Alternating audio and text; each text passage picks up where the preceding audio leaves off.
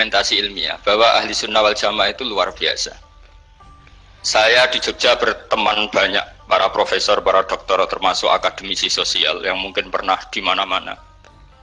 Pernah tanya saya begini, kenapa Anda baca kitabnya referensinya luas kok tetap NU katanya. Terus saya bilang, problemnya apa sebagai NU? Biasanya terus mereka mengutip sekian makalah. Kebetulan makalah itu provokatif dan siapapun yang baca makalah itu pasti menjadi NU. Tak jamin ya. Kalau di Jogja misalnya di satu penerbitan, saya termasuk di dalamnya, itu pernah diperbandingkan kitabnya Said Muhammad Mafahim Yajibu An-Sohah dengan kitabnya Bin Bas, judulnya Hadihi Mafahimuna.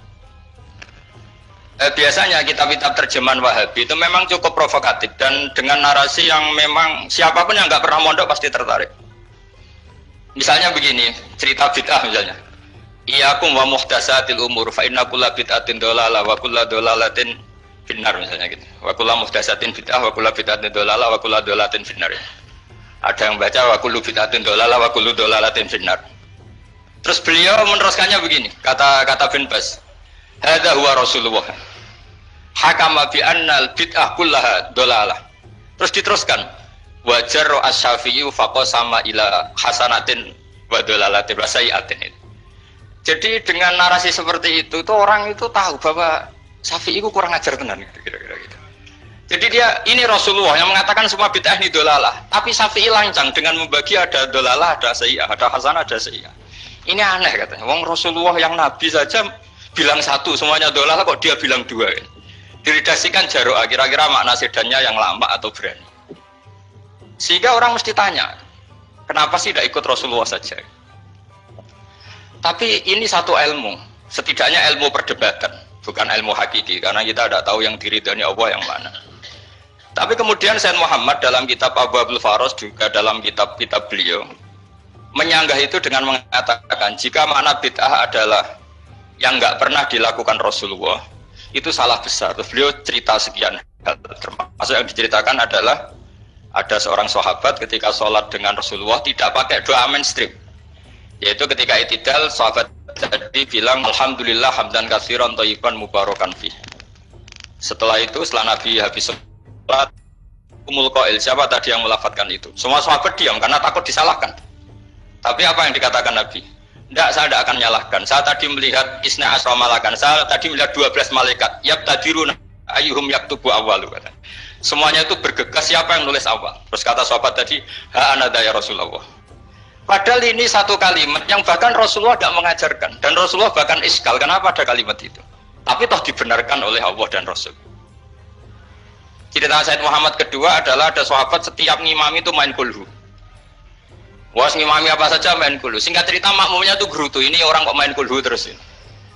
Setelah dilaporkan ke Rasulullah, ditanya sama Rasulullah, kenapa kamu main kulhu? Ini dilaporkan ke saya.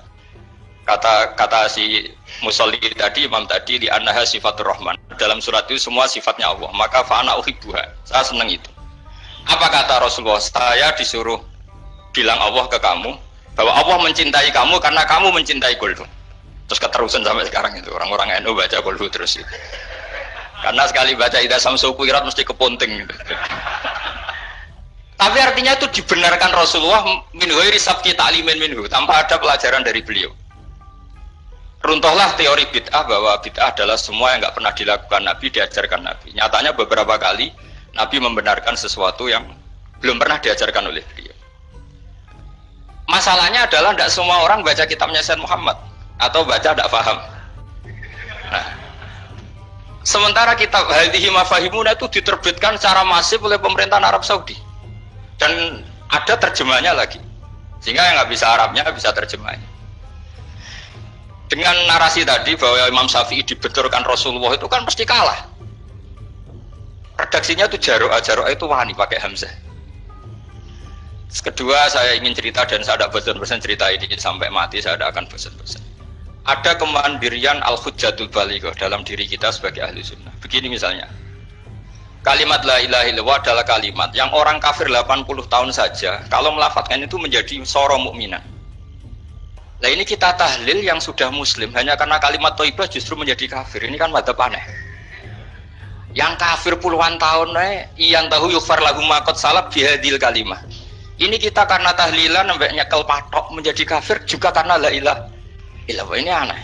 Berarti kalimatun sing yakunu bihal kafiru musliman jadi kalimatun yakunul mukminu biha kafirun. Ini kan kaidah yang aneh.